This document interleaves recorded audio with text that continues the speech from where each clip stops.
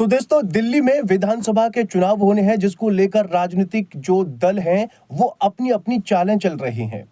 एक और जहां सत्ता में मौजूद आम आदमी पार्टी लगातार एक के बाद एक परियोजनाओं का न सिर्फ उद्घाटन कर रही है, बल्कि कई योजनाओं का ऐलान भी किया है।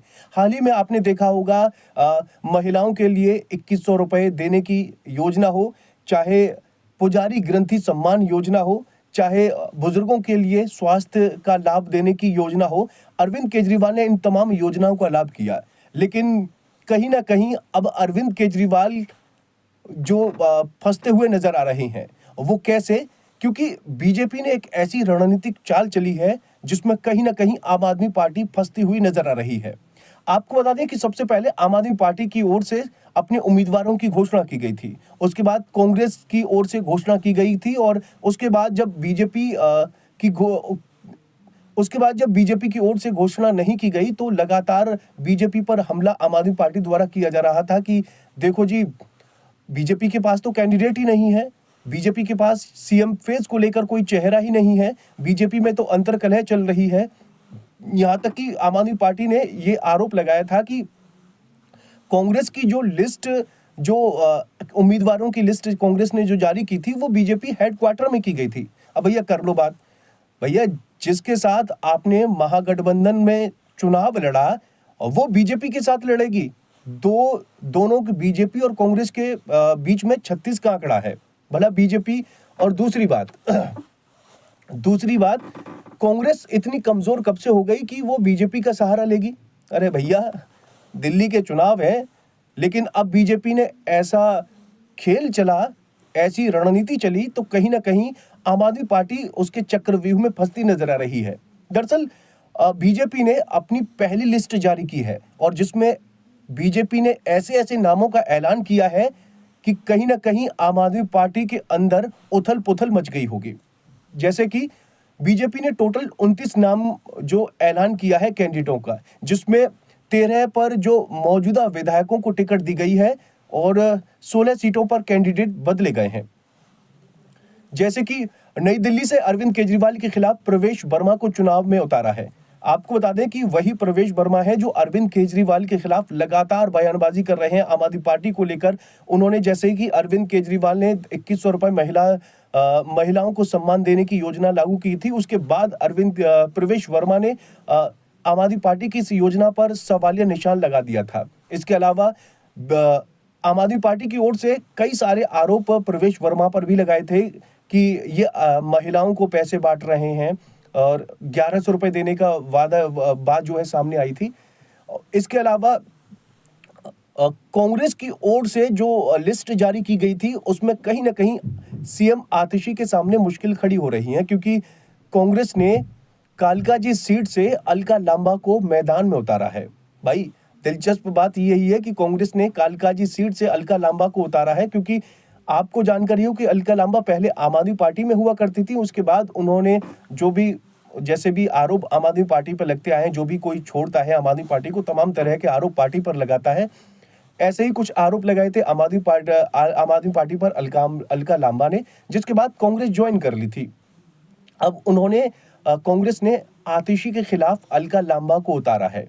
अब दिलचस्प बात यह है कि कालकाजी सीट से बीजेपी ने रमेश बिधूड़ी को मैदान में उतार दिया है। जी हाँ, रमेश बिधूड़ी का अच्छा खासा दबदबा माना जाता है कालकाजी विधानसभा में। लेकिन अब जो है राजनीतिक जो दृष्टिकोण है कालकाजी की जनता का, वो क्या होगा, वो तो फरवरी में इलेक्शन होने के बाद जो नतीजे आएंगे उसके बाद पता चलेगा। लेकिन बीजेपी का ये बड़ा मास्टर स्ट्रोक माना जा रहा है। इसके अलावा जो भी, जैसे कि रमेश बिधूड़ी के अलावा कई ऐसे उम्मीदवार थे जो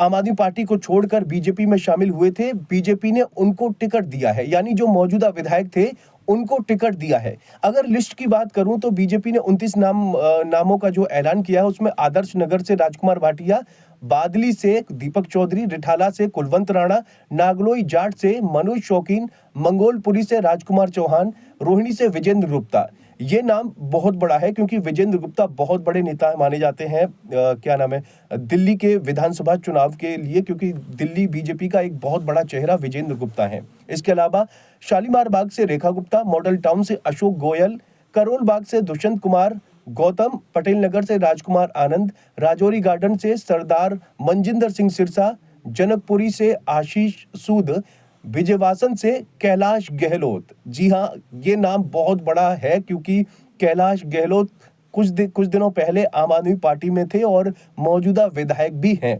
जब उन्होंने पार्टी छोड़ी उसके बाद इन्होंने बीजेपी ज्वाइन कर ली। इसके बाद नई दिल्ली से प्रवेश साहिब सिंह वर्मा को टिकट दिया है। जंगपुरा से सरदार तरविंदर सिंह मारवाहा को टिकट दिया है। मालवीय नगर से सतीश उपाध्याय को टिकट दिया है। आरकेपुरम से अनिल शर्मा, मेहरौली से गजेंद्र यादव, छतरपुर से करतार सिंह तंवर, अम्बेडकर नगर से खुशीराम चुनार, कालकाजी से रमेश बिधूड़ी, जैसा मैं बता रहा था कि कालकाजी से जो है आतिशी जी के खिलाफ जो है रमेश बिधूड़ी को उतारा गया और ये बहुत बड़ा मास्टर स्ट्रोक माना जा रहा है क्योंकि अभी फिलहाल मौजूदा इस दौर में आतिशी जो है दिल्ली की मुख्यमंत्री हैं। इसके बाद बदरपुर से नारायण दत्त शर्मा, पटपड़गंज से रविंद्र सिंह नेगी, विश्वास नगर से ओम प्रकाश शर्मा, कृष्णनगर से डॉक्टर अनिल गोयल, गांधीनगर से सरदार अरविंदर सिंह लवली। ये भी बहुत बड़े एक्टिव बंदे हैं बीजेपी के और लगातार कहीं ना कहीं आपको आंदोलन में और तमाम तरह के न्यूज़ में, खबरों में आपको इनका चेहरा दिखाई दे जाएगा। सीमापुरी से कुमारी रिंकू, रोहतास नगर से जितेंद्र महाजन और गोंडा से अजय महावर को मैदान में उतारा है। यानी ये कह सकते हैं कि बीजेपी ने जिस तरीके से जो अपनी कैंडिडेट, सिर्फ 29 कैंडिडेट उतारे हैं अभी, हालांकि अभी और जो ऐसा अनुमान लगाया जा रहा है कि जल्दी बाकी और उम्मीदवारों के नाम का ऐलान हो जाएगा। तो कहीं ना कहीं ये कह सकते हैं कि जो बीजेपी ने अपने उम्मीदवार उतारे हैं वो काफी सोच विचार कर उम्मीदवार उतारे हैं, क्योंकि लगातार पिछले 10-15 सालों से बीजेपी दिल्ली में आने की कोशिश कर रही है। हालांकि अब इन चुनावों, अभी तो लिस्ट और आना बाकी है, बाकी नतीजे क्या होंगे वो 25 फरवरी को इलेक्शन के बाद जो नतीजे आएंगे उसमें साफ हो पाएगा। लेकिन कहीं ना कहीं ये कह सकते हैं कि बीजेपी ने आम आदमी पार्टी के लिए एक मुश्किल जरूर खड़ी कर दी है। फिलहाल उम्मीद है जानकारी पसंद आई होगी। वीडियो कैसी लगी कमेंट जरूर करें और चैनल को जरूर सब्सक्राइब करें।